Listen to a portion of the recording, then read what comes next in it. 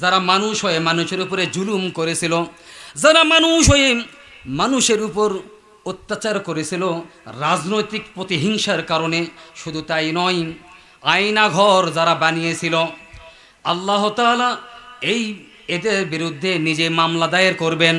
এখন মামলা দায়ের করবেন কাদের বিরুদ্ধে?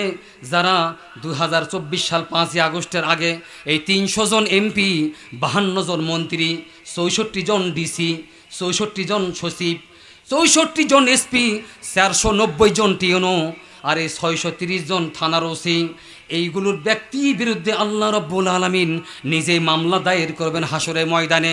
আল্লাহ বলতেছেন, যারা আমার এই আয়াতের উপরে যারা হাত মারছে, যারা আয়াতের উপরে যারা হাত মারছে, আমি আল্লাহ রাব্বুল আলামিন ওদের বিরুদ্ধে আমি মামলা দায়ের করব।